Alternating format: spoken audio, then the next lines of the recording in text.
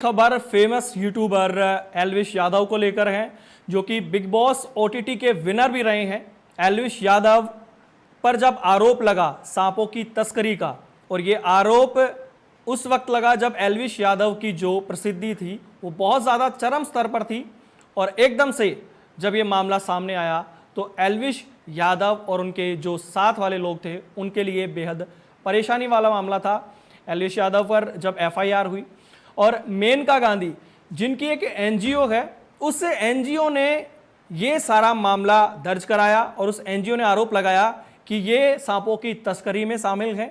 बहुत सारे जो सबूत उन्होंने पेश किए और एक जो गिरफ्तारी हुई, इस गिरफ्तारी में जो बयान आया उसमें एल्विश यादव का नाम आया कि हाँ वो भी शामिल होते हैं और किसी के थ्रू बात हुई थी और सांपों के जहर को लेकर कि सांपों की तस्करी हो, सांपों के जहर की तस्करी हो, उसको लेकर एल्विश यादव पर ये केस हुआ।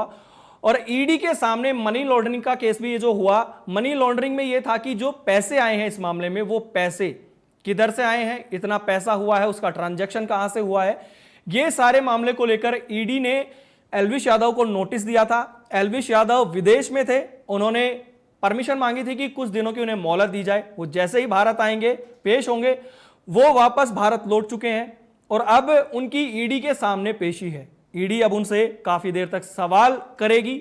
अभी कुछ दिनों पहले जब उनकी गिरफ्तारी हुई थी, काफी देर तक उनसे पूछताछ हुई थी, उनके घर वालों से, उनके चाहने वालों से, सबसे इस बारे में पता किया गया था। और मेनका गांधी जो कि भाजपा की ही सांसद थी उस वक्त, फिलहाल वो इस बार चुनाव नहीं जीत पाई, लेकिन भाजपा के ही समर्थन में एल्विश यादव थे। आप सभी को याद है कि मनोहर लाल खट्टर ने जब Elvish Yadav Bigg Boss OTT जीत कर आए थे तो एक बहुत बड़ी सभा हरियाणा के मुख्यमंत्री ने करी थी उनके सम्मान में, और लाखों की संख्या में वहां पर एल्विश के समर्थक और भाजपा के लोग भी मौजूद थे। आप ये मान के चलिए कि पूरे तरीके से युवाओं को अपने समर्थन में करने की एक बड़ी तैयारी थी लोकसभा चुनाव से पहले, क्योंकि एल्विश की जो फैन फॉलोइंग है वो छुपी नहीं है।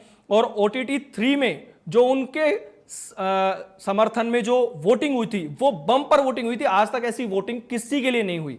और उसी बीच जो भाजपा की सांसद ये केस करवाती हैं, आप सभी जानते हैं कि जो तनातनी थी उनकी आपस में, जो उनके बयान भी लगातार आ रहे थे, लेकिन ये मामला कहीं ना कहीं उससे उलट था। और एल्विश जहां जो समर्थन में थे उसके बाद ये एक मामला उनके खिलाफ आया, दूसरा मामला फिर उनके खिलाफ होता है।